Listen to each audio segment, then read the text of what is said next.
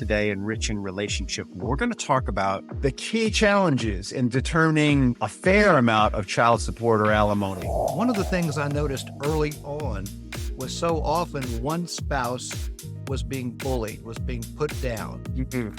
Dividing up the assets, it sounds so unemotional, and it's such an incredibly emotional process for so many people. And I've got some questions about what are some of the challenges that people come into when they start to look at what do we have and how are we going to divide it between us. Let's go to our guest expert, Bill Gentry. Bill, are you there?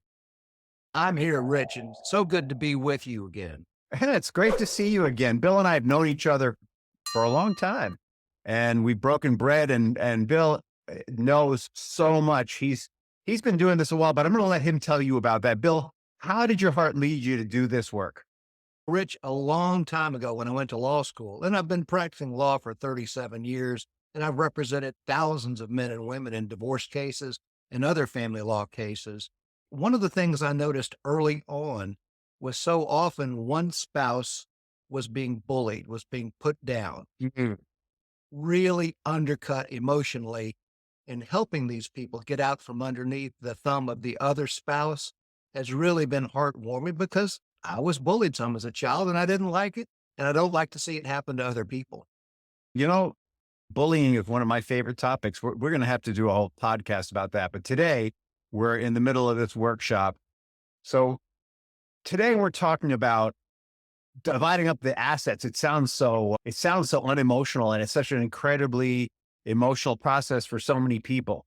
And I've got some questions about what are some of the challenges that people come into when they start to look at what do we have and how are we going to divide it between us.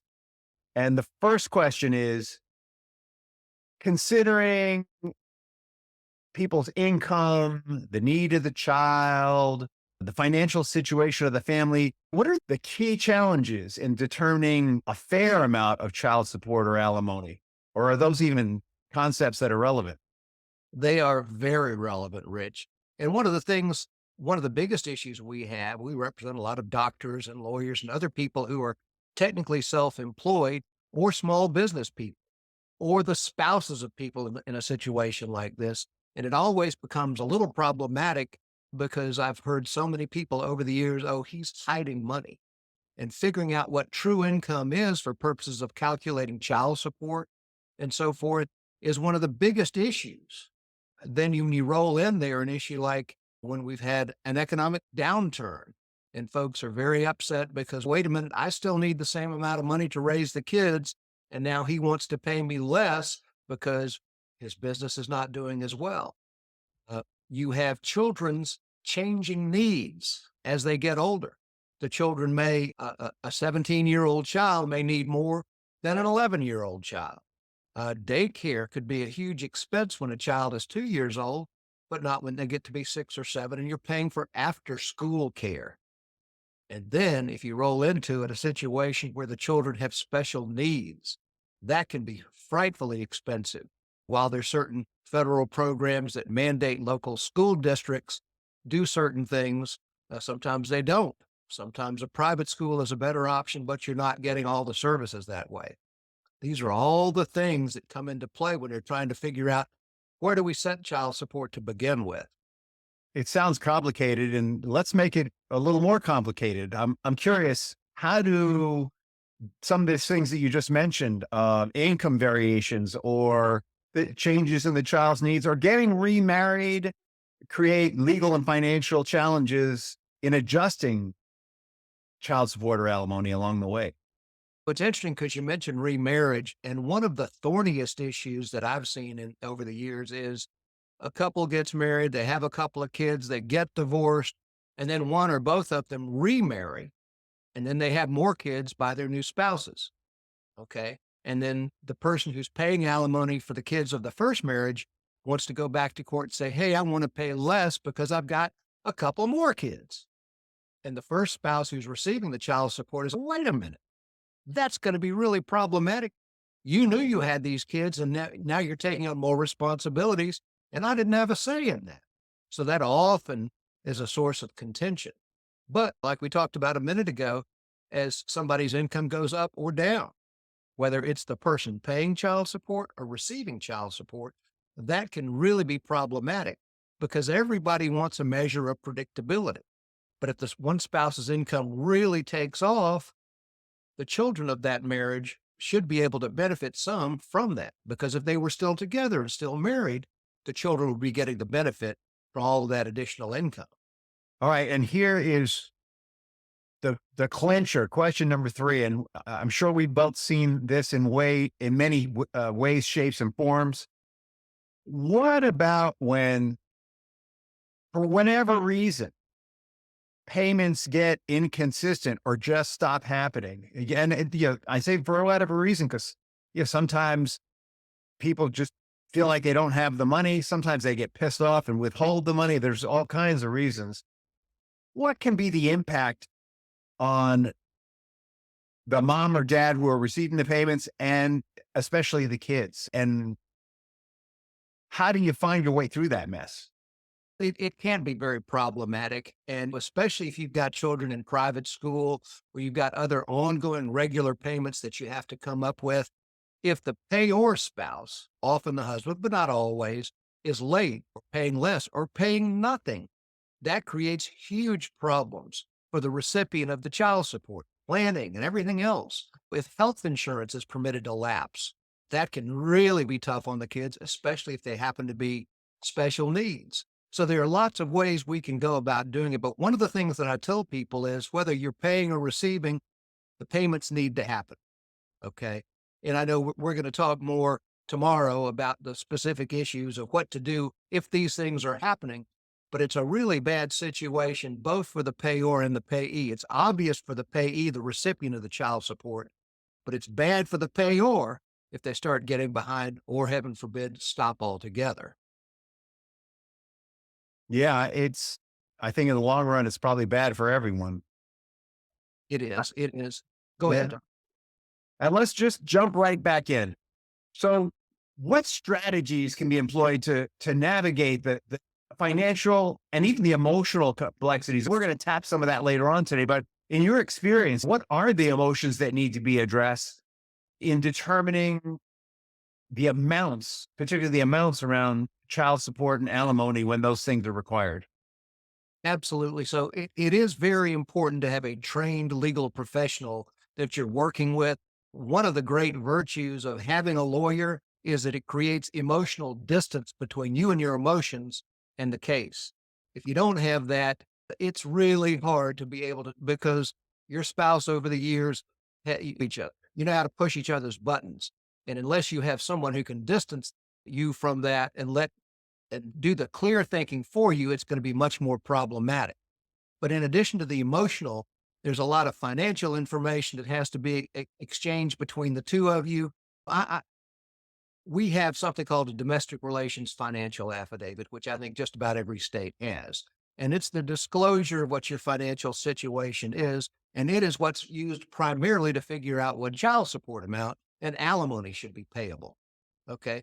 What I tell folks is don't shoot too high with your number. Don't shoot too low with your number, because one way or the other, it's going to come and bite you on the rear end if you're not accurate in this domestic relations financial affidavit. And you want to make a full disclosure. Okay. Because the last thing you want is for the other side to come back and say, hey, you hit something important, whether it's income or your expenses were too high and you weren't being factual and honest and open. That makes a lot of sense. That makes a lot of sense. So this isn't like a typical negotiation where you might ask for the moon in order to get something in between. You really want to hang out in the ballpark that seems realistic because of how it's going to look to the court. Maintaining credibility with the judge, always very important. All right. Question number 2. Yesterday, we were talking about those life changes, right? You have kids, you have an increase in income, you have a drop in income. Maybe you have an increase in, you're taking care of the kids and you got an increase in needs. They're going from public school to private school. Some kind of change is happening there. What are the best legal practices for adjusting these payments? And how do you deal with the feelings that are inevitably going to come up on both sides? therapy is a huge thing that you can do both for yourself, for your kids, and for your case, for your lawyer. Because if the therapist is helping you deal with and process these emotions, then you're not using the lawyer's time to do that for you. So that's just one thing I always put out there for folks. If you get to the point where, for example, you're the one receiving child support, the other one's paying, the other one says, "Hey, I lost my job." Okay. They're not authorized to stop paying you child support. In most states, they have to continue paying and they have to continue paying the same amount. But you know what?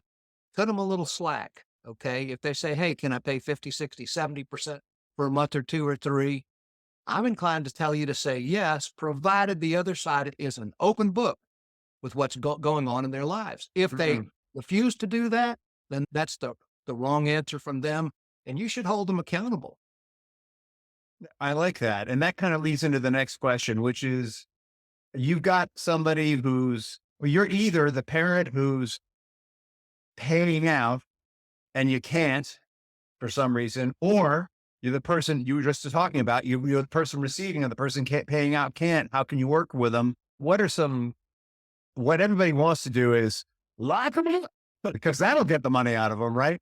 But realistically, how do you approach these situations? If you're the payor, how do you want to lay this out if you're having a change in circumstances? Or if you're the payee, you already gave us one window into what the payee can do.